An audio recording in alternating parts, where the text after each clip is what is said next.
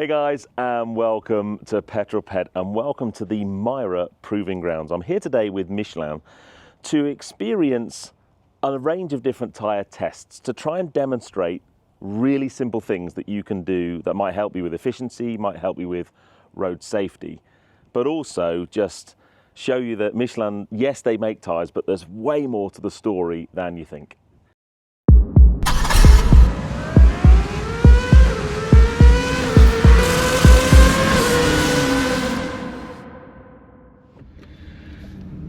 Now then, first test of the day, or first question of the day actually, how often do you check your tyre pressures? Because the tyre pressure you're running has a huge effect on the rolling resistance of the tyre. And this demonstration is a really simple one. The car I'm in has Michelin tyres inflated to the correct tyre pressure. We're going to come round these cones and I'm going to accelerate to the grand speed of 10 miles an hour. And then when I hit the red cones in front of me, I'm basically going to depress the clutch and then I'm just going to coast. So I've just got to get myself to 10 miles an hour. A little bit faster. There we go. There's 10. Depress the clutch. And then we just wait. And we just coast. And we see how far we go. This is probably the slowest speed tyre test in the history of automotive journalism. We're still doing 7 miles an hour, and now 6 miles an hour. Slow speed testing. 4 miles an hour. Getting slower, 3 miles an hour. Over the little bump there, 2. We're going to stop very shortly.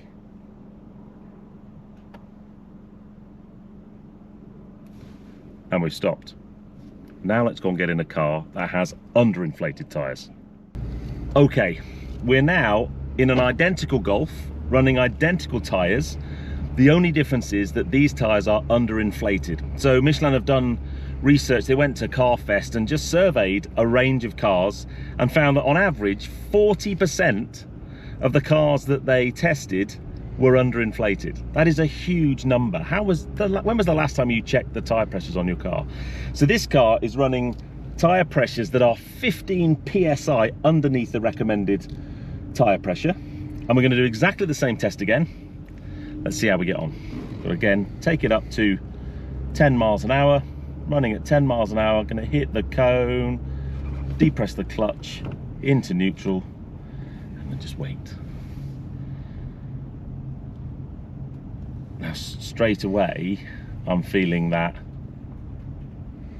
we're not going to run as far. We're already slowing down. 6 miles an hour. We're nowhere near the blue cone that I set the distance from the other one. 3 miles an hour. We're about to stop. About to stop. 2. Coming to a stop. We are miles short of it. Let me step out and just show you how far we are away from the blue cone we set with the other car. So this is where we've stopped with the underinflated tyres. How much does 15 psi difference really make to the rolling resistance? Well, follow me. So we're going to pace it out. The blue cone is where I stopped with the other car.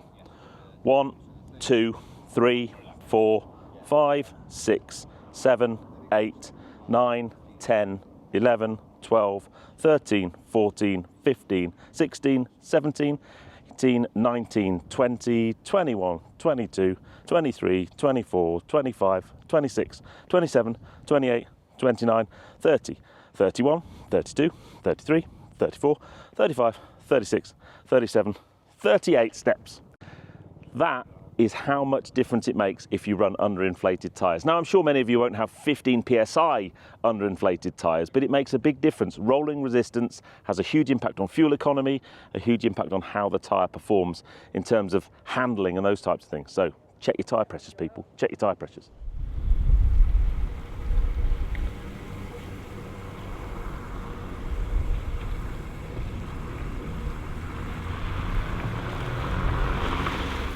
Okay, time for the next test. I just want to say a brief thing though. We're here at MIRA and there are very strict restrictions about where you can point a camera. In fact, there's a MIRA chaperone just off camera looking at me to make sure I don't point it in the wrong way, because there are test vehicles around that we're not allowed to film. So that's why some of the angles I'm using aren't the normal angles I would use in a video.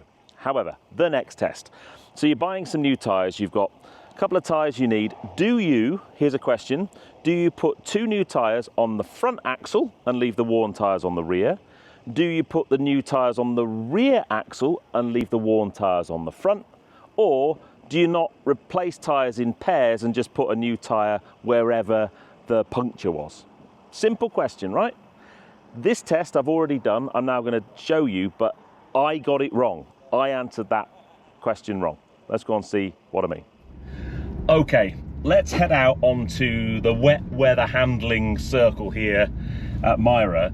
Now, I don't know about you, but I was always under the impression that when you change tyres, if you weren't doing all 4, you'd put the new tyres on the front axle, especially in a front wheel drive car. This demonstration is about to reset everything that you know. So I'm going to go around this low grip surface. Apologies, I can't have a completely forward facing camera. But as I increase my speed, I'm going to look at, and now just there I can start to feel the back rotate. I'm only doing 26 miles an hour. The low traction surface is exacerbating the situation. But what's happening is the tyres on the front axle are providing a lot of grip, and the worn tyres on the rear axle are being overwhelmed by the lack of grip, and what that's doing is making the back break away, and that's made worse. If I lift off, the lift off oversteer is quite pronounced. If I move on to the inner circle, which is even less grip, that will just happen at slower speeds and even more so. So there we go, that is proper lift off oversteer. And that's the challenge. You've got so much grip on the front axle. Now, under most driving conditions, I don't know whether most drivers would spot or would have this issue. But if it's wet, if you're driving a little bit quicker, the challenge here is when traction does go, it's going to go at the back. Now, don't get me wrong, I'm having a wonderful time here and I love a bit of lift off oversteer. But your average driver, if that happened on a B road, when it had been raining, you're going to go into a ditch. So let's go back and jump in another car, but this time we're going to put the new tyres on the rear axle and the worn tyres on the front.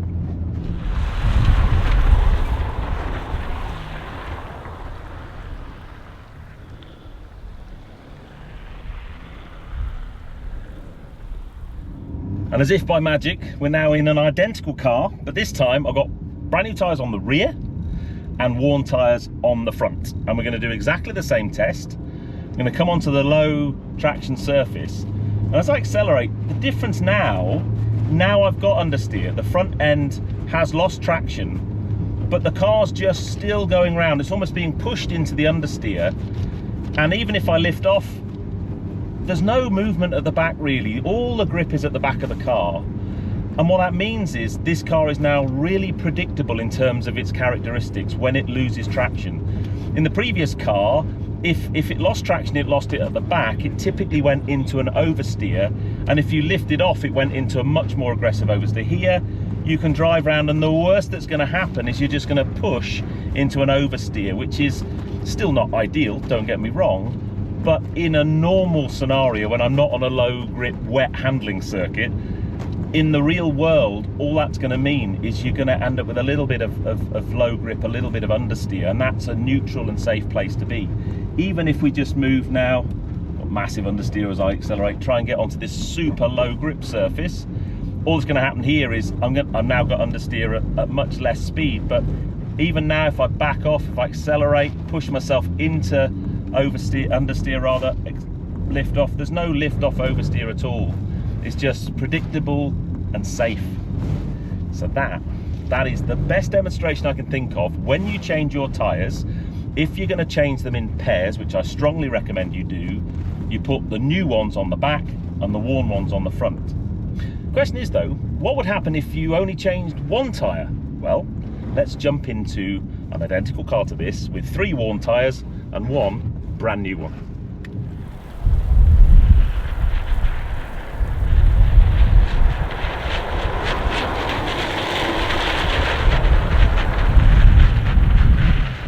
Now I'm going to start this. I know that tyres are expensive. So if you had a puncture, it's very tempting just to replace one. And I guess if they're all similar wear and they're relatively new, not such a major issue. But if you have got worn tyres, let's say you've been running them for a year and then you put one new tyre on, and this is maybe especially prevalent in hire cars and lease cars when it's all about budget, right? So in this car, the front right-hand tyre is new, the other three are worn. And let's see what happens. So as I'm going around this right-hand corner, the new tyre is on the inside wheel. So I'm expecting because of the weight transfer, the left front tyre is gonna break traction and I'm gonna go into understeer, which I am there now. My problem now is if I lift off, this inside tyre suddenly starts to grip up. And what I've got is a kind of combination of both of the two previous cars. I go from being quite a neutral, look at that, it's a lovely drift, but quite a relatively safe understeer, and then all of a sudden you're into an oversteer moment and you lose the car. And if we go onto the low traction surface, that just gets exaggerated. So again, I'm coming round, I've got understeer, lift off, and the back end's gone, and I'm into a fairly major slide.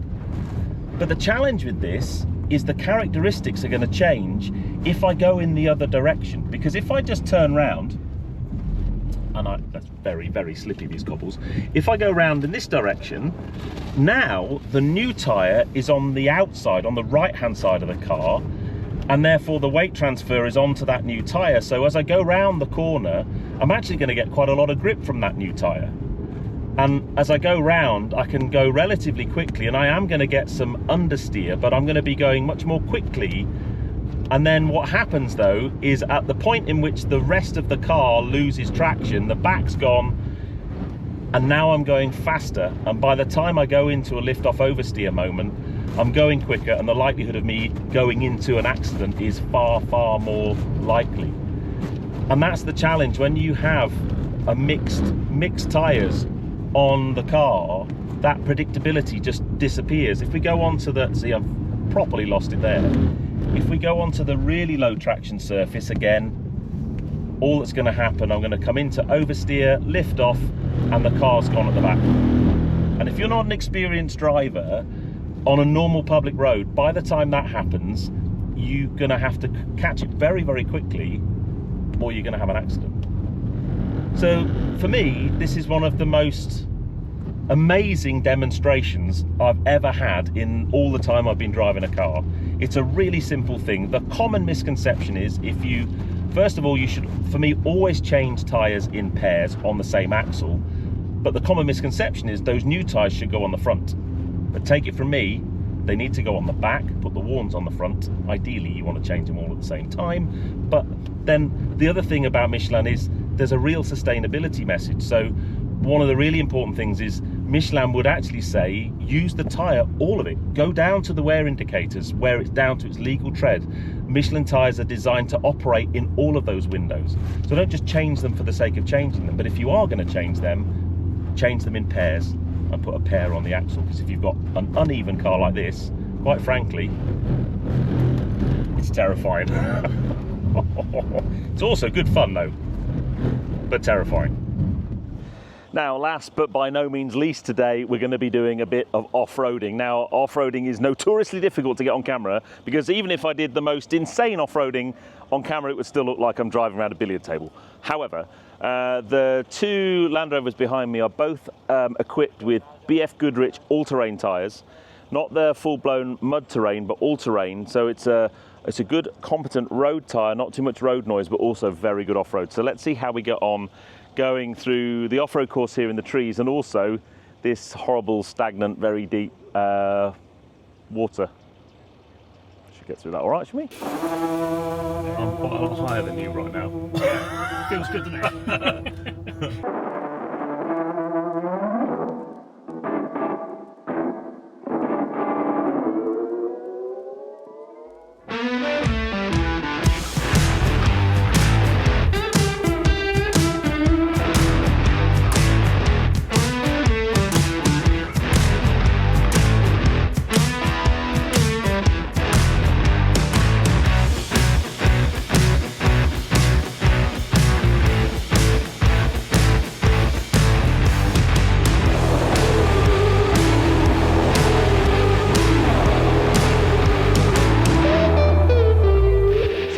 to finish the video stood on this. I haven't seen this car since I was up with Moggy at the Electric Classic Cars workshop, the all-electric Defender that they did for BF Goodrich. The coolest wrap, the coolest car. Sadly, I did ask, but we weren't allowed to drive this around the off-road course today. What can I say about today? I've learned a lot, and I'm going to jump down. I've learned an awful lot about things I probably should have known. The inflation of tyres is so important. Hopefully that demonstration first thing this morning proved that. The putting new tyres on the front axle, I always thought was a thing, but that was wrong. They should go on the rear axle, even with a front wheel drive car. And then a bit of fun with Michelin connected, but that just goes to show the breadth of things that Michelin do that aren't just tyres. And then finishing up with a bit of mud plugging is always a good way to finish the day. A massive thank you to Michelin for the invite today. Hopefully you've learned as much as I have. As they say, every day is a school day, but I'm now going to get in my car on my Michelin Pilot Sport 5s and drive home, hopefully in this very hot weather. But hope you enjoyed that. If you did, give me a thumbs up. Comments below are always welcome, and if you haven't done so already, please subscribe to Petrol Ped for plenty more content to come, and I'll see you on the next video. You take care, guys. Drive safe.